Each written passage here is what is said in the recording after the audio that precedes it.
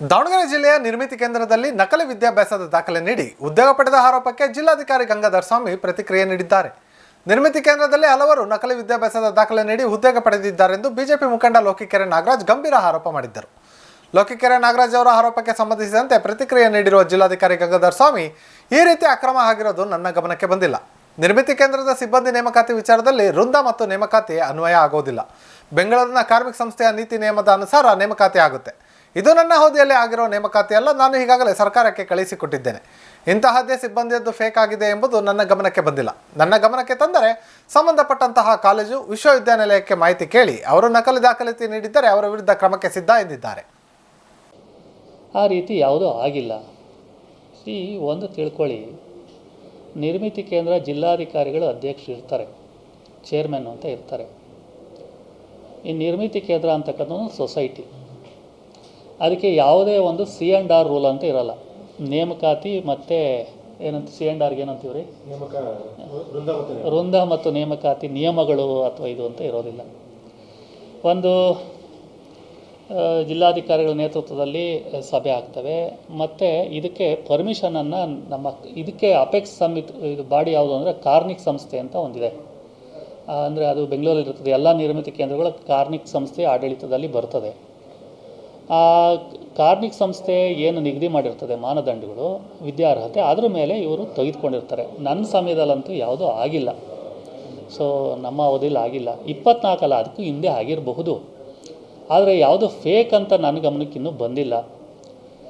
ಒಂದು ಪತ್ರಿಕೆಯಲ್ಲಿ ಬಂತು. ಪತ್ರಿಕೆಯಲ್ಲಿ ಬಂದ ತಕ್ಷಣ ನಾನು ಎಲ್ಲ ಕಾಲ್ಫರ್ ಮಾಡಿ ಅದನ್ನು ನಾನು ಸರ್ಕಾರಕ್ಕೆ ಈಗಾಗಲೇ ಕಳಿಸ್ಕೊಟ್ಟಿದ್ದೀನಿ. ಫೇಕ್ ಅಂತಲ್ಲ. ಈಗ ಇಂಜಿನಿಯರಿಂಗ್ ಎಲ್ಲ ಪೋಸ್ಟ್ಗೂ ಇಂಜಿನಿಯರಿಂಗ್ ಮಾಡಲೇಬೇಕು ಅಂತಲ್ಲ. ಕೆಲವರು ಡಿಪ್ಲೊಮಾ ಮಾಡಿರೋ ಹುಡುಗರು ಇದ್ದಾರೆ. ಡಿಪ್ಲೊಮಾ ಮಾಡೋ ಹುಡುಗರು ಮಾಡಬಾರ್ದು ಅಂತ ಏನಿಲ್ಲ. ಸಿವಿಲಲ್ಲಿ ಡಿಪ್ಲೊಮಾ ಮಾಡಿರೋರು ಕೆಲಸ ಮಾಡಬಹುದು. ನಮ್ಮಲ್ಲಿ ಮಾನದಂಡ ಇಂಜಿನಿಯರಿಂಗ್ ಮಾಡಬೇಕು, ಡಿಪ್ಲೊಮಾ ಮಾಡಬೇಕು ಅಂತ ಏನಿಲ್ಲ. ಹಾಗಾಗಿ ಕಾರ್ಮಿಕ ಸಂಸ್ಥೆಯವರು ಏನು ನಿರ್ದೇಶನ ಕೊಡ್ತಾರೆ ಅದನ್ನು ನಾವು ಮಾಡ್ತೀವಿ. ಇನ್ನು ಫೇಕ್ ಅಂತ ಯಾವುದು ನಿರ್ದಿಷ್ಟವಾಗಿ ಇಂಥ ಕ್ಯಾಂಡಿಡೇಟ್ ಅಂತ ಕೊಟ್ಟರೆ ನಾವು ಅದನ್ನು ಬೇಕಾದರೆ ಯಾವುದು ಆ ಕಾಲೇಜ್ಗಾಗ್ಬೋದು ಅಥವಾ ಟೆಕ್ನಿಕಲ್ ಎಜುಕೇಷನ್ ಡಿಪಾರ್ಟ್ಮೆಂಟ್ಗಾಗ್ಬೋದು, ಆ ಯೂನಿವರ್ಸಿಟಿಗಾಗ್ಬೋದು ಕೇಳಿಬಿಟ್ಟು ನಾವು ಬೇಕಾದರೆ ಹಾಗಿದ್ದರೆ ಅವ್ರ ಮೇಲೆ ಕ್ರಮನೂ ಕೂಡ ಕೈಗೊಳ್ಬೋದು. ಅಂದರೆ ಅವರು ಫೇಕ್ ಕೊಟ್ಟಿದ್ದಾರೆ ಅಂದರೆ ಕ್ರಿಮಿನಲ್ ಪ್ರಕರಣವೂ ಆಗ್ತದೆ, ಮಾಡ್ತೀವಿ. ಆ ಥರದ್ದು ಯಾರ್ದು ನಿರ್ದಿಷ್ಟ ಅಂತ ಹೇಳಿದ್ರೆ ನಾವು ನೋಡಬಹುದು.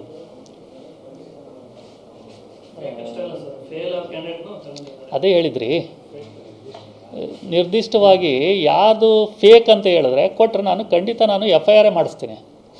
ಎರಡರಲ್ಲಿ ಮುಲಾಜೆ ಇಲ್ಲ. ಅದು ಏನು ಮಹಂತೇಶ್ ಬೆಳಿಗ್ಗೆ ಸರ್ ಇದ್ದಾಗ ಆ ಸಮಯದಲ್ಲಿ ಅದೇ ಹೇಳಿದ್ರಿ. ಈಗ ಸರ್ಕಾರಕ್ಕೆ ಈಗಾಗಲೇ ಕಳಿಸಿದ್ದೀನಿ. ಅವತ್ತು ಪೇಪರಲ್ಲಿ ಬಂದ ತಕ್ಷಣವೇ ಕೂಡ ನಾವು ಸರ್ಕಾರಕ್ಕೆ ಮಾಹಿತಿ ಕೊಟ್ಟಿದ್ದೀವಿ. ಕಾರ್ಮಿಕ ಸಂಸ್ಥೆಗೆ ಅಲ್ಲಿ ಏನು ನಿರ್ದೇಶನ ಬರ್ತದೋ ನಿರ್ದೇಶನ ಬಂದ ಮೇಲೆ ಅದ್ರ ಪ್ರಕಾರ ನಾವು ಮಾಡ್ಬೋದು. 12 ವರ್ಷ ಡಿಪ್ಲೊಮಾ ಓದಿದ್ದಾರೆ, ಅವರಿಗೂ ಸಹ ಅಪಾಯಿಂಟ್ ಮಾಡ್ಕೊಂಡಿದ್ದಾರೆ. 12 ವರ್ಷ ಡಿಪ್ಲೊಮಾ ಓದಿದ್ದಾರೆ, ಅವರಿಗೂ ಸಹ ಅಪಾಯಿಂಟ್ ಆಗಿದೆ ರೀ. ಅದು ಹೆಂಗೆ ನನಗೆ ಗೊತ್ತಿರುತ್ತೇನ್ರಿ, ನಿಮಗೆ ಗೊತ್ತಿರುತ್ತಾ? 12 ವರ್ಷ ಡಿಪ್ಲೊಮಾ ಓದಿ 9 ವರ್ಷ ಅಷ್ಟೇ ಇರುತ್ತೆ ಸರ್ ಅದು. ಬಟ್ 12 ವರ್ಷ ಮುಗಿಸಿದವರು ತಗೊಂಡಿದ್ದಾರೆ. ಈಗ ಫೇಲ್ ಆಗಿರ್ಬೋದು, ಅವನು ಫೇಲ್ ಆಗಿರೋದವನು ಪಾಸ್ ಆಗಿರಬಹುದಲ್ವಾ? ಅಲ್ಲ ರೀ, ಅದೆಲ್ಲ ನಾವು ಇಲ್ಲಿ ಇದಕ್ಕೆ ಕೊಡೋ ಬೈಟನ್ರಿ. ಅದು 12 ವರ್ಷ ಫೇಲ್. ಈಗ ಒಬ್ಬ SLC ಪಾಸ್ ಆಗಿರೋನು 4 ಸರಿ 5 ಸರಿ ಬರೆದು ಪಾಸ್ ಆಗಿರ್ತಾನೆ ರೀ.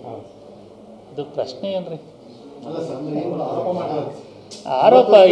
ಆರೋಪ ಎಲ್ಲರ ಮೇಲೂ ಮಾಡ್ತಾರೆ. ಅದಕ್ಕೆ ದಾಖಲೆಗಳು, ಪುರಾವೆಗಳು ಬೇಕಲ್ವೇನ್ರಿ?